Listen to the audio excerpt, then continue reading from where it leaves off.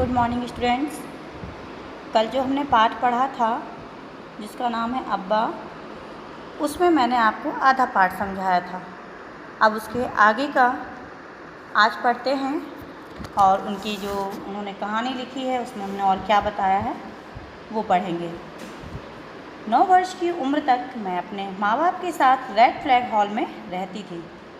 हर एक कॉमरेड परिवार को एक कमरा दिया गया था। बाद में हमारे हालात थोड़े बेहतर हो गए। फिर हम लोग जानकी कुटीर में रहने आ गए, मगर अम्मी ने थिएटर में काम जारी रखा। उनकी थिएटर में बहुत प्रशंसा होती थी और उन्हें भी अपने काम से बहुत प्यार था। अर्थात जब वो 9 वर्ष की हुई तो अपने माँ बाप के साथ यानी अपने मम्मी और पापा के साथ कहाँ रहने चली गई? रेड फ्लैग हॉल में। और उसके बाद जब वो थोड़ा उनके हालात यानी कि उनकी जो आर्थिक स्थिति वो थोड़ी सही हो गई तो वो जानकी कुटीर में चली गई। मुझे याद है महाराष्ट्र स्टेट प्रतियोगिता के लिए वे ड्रामा पगली की तैयारी कर रही थीं। उन दिनों वे अपने रोल में इतनी खोई रहती थीं कि आपसी बातचीत भी पगली के अंदाज में करने लगती थीं। कभी धोबी से हिसाब लेते हुए, कभी रसोई में खाना पकाते हुए। मुझे लगा मेरी माँ सचमुच पागल हो गई हैं। यानी कि यहाँ पर शबाना आज़मी बताती हैं कि मेरी माँ उस समय एक ड्रामा कर रही थी और उसका नाम उन्होंने बताया है पगली।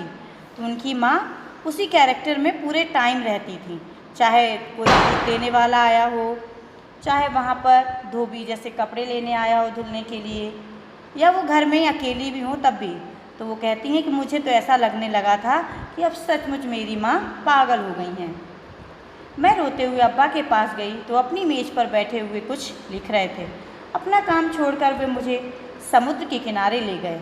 रेत पर चलते चलते उन्होंने मुझे समझाया कि अम्मी को कितने कम वक्त में कितने बड़े ड्रामे की तैयारी करनी पड़ रही है।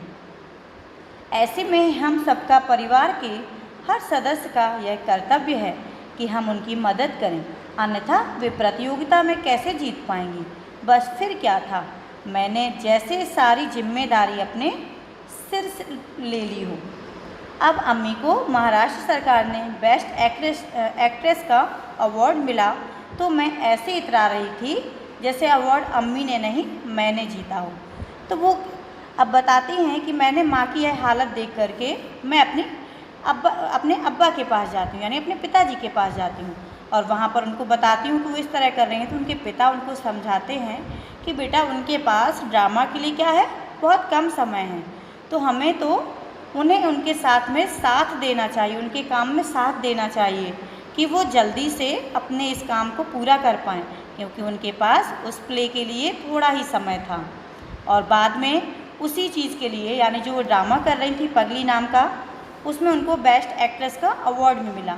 तो वो कहती हैं कि मुझे बहुत खुशी हुई और ऐसा लग रहा था ये अवार्ड मेरी माँ को नहीं बल्कि मुझे ही मिल रहा है।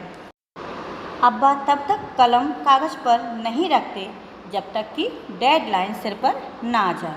फिर फिजूल कामों में अपने आप को उलझा लेते हैं, जैसे कि अपनी मेज़ की सभी दराज़ें साफ़ करना, कई खत जो यूं ही पड़े हों उनका जवाब देना। मतलब यह है कि जो लिखना है उसके अलावा और सब कुछ। उधर यह सब करते हुए कहीं उनकी सोच जो लिखना है उसे भी चुपके चुपके लफ्ज़ों के सांचे में ढालती रहती हैं। यानी कि यहाँ पर कहती हैं कि मेरे पिताजी जो उनको काम दिया जाता था लिखने का वो तब तक नहीं करते थे जब तक कि उनको जो करने के लिए एक समय, निश्चित समय दिया गया था वो ना आ जाए। और बाकी काम क्या करते थे, जहाँ पर वो लिखते थे वहाँ की जो भी उनके पास एक टेबल थी उसमें ड्रॉर्स बने थे, उन्हीं को साफ़ करने में, यहाँ वहाँ के कामों में अपने समय को निकाल दिया करते थे। लेकिन उनकी माँ के साथ थोड़ा उल्टा था कि उनकी माँ क्या करती थी, हर काम में अपने उस जो भी उनको एक्टिंग करनी है वो करती रहती थी। फिर जब लिखना शुरू करते हैं तो भले ही घर में रेडियो बज रहा हो, बच्चे शोर मचा रहे हों, घर के लोग ताश खेल रहे हों, हंगामा हो रहा हो, कोई फ़र्क नहीं पड़ता। कभी ऐसा नहीं हुआ कि घर पर खामोशी का हुक्म हो गया कि अब्बा काम कर रहे हैं, लिखते वक्त उनकी स्टडी का दरवाज़ा भी खुला रहता है। तो वो कहती हैं कि जब उनका लिखने का मन हो जाता था तो वो फिर कुछ भी नहीं सुनते थे कि उनके आसपास शोर हो रहा है या अच्छा काम हो रहा है, बस वो अपने काम में लगे रहते थे। अब्बा को अच्छे खाने का बेहद शौक़ है। और उन्हें पूरा यकीन है कि अच्छा खाना सिर्फ उत्तर प्रदेश का होता है। मम्मी उन्हें कभी हैदराबादी खाना नहीं खिला सकी। घर में जब हैदराबाद की खट्टी दाल बनती है तो अब्बा के लिए अलग यूपी की दाल होती है। टेबल पर खाना अपनी प्लेट में कभी खुद नहीं निकालेंगे, ना बताएंगी कि उन्हें क्या चाहिए। अम्मी को जाने कैसे पता चल जाता है कि उन्हें प्लेट में क्या और कितना चाहिए। यानी कि यहाँ पर बताया जा रहा है कि दोनों ही लोगों की पसंद अलग अलग थी। जब माँ के लिए हैदराबादी जो खाना होता है वो बनता था तो उनके पिता के लिए अलग से कुछ बनाया जाता था। अब्बा सिर्फ तब खाने की मेज़ पर यह कहते कि उन्हें और चाहिए जब मैंने कुछ अपने हाथ से पकाया हो। खाना पकाने का फ़न आज तक मुझे नहीं आया है। घर के बाकी लोग जहाँ तक हो सके मेरे बनाए पकवान से बच निकलने की ही कोशिश करते हैं, मगर अब्बा ऐसे मज़े लेकर खाते हैं जैसे अवध के किसी शाही खानसामे द्वारा पकाया गया बेहतरीन खाना हो। सच कहूँ तो उनका यह लाड़ हर बार मेरे दिल को अच्छा ही लगता है। वो कहती हैं कि वो जब मेरी माँ कुछ खाना बनाती थी तो वो बहुत ही मीन में कमियाँ निकाला करते थे, लेकिन जब मैं यानी कि शबाना खाना बनाती थी तो उनके पिता उनको शाबाशी देते, उनके बनाए खाने की तारीफ़ करते और भी कुछ चीज़ें मांगते।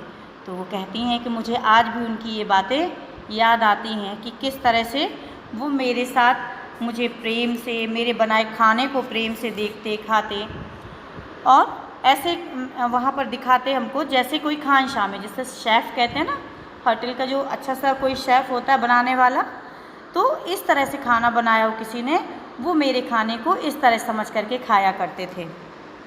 और कहती हैं कि मुझे वह लाड़ आज भी बहुत अच्छा लगता है, बहुत याद आता है। तो यहाँ पर ये पाठ आज ख़त्म होता है। धन्यवाद।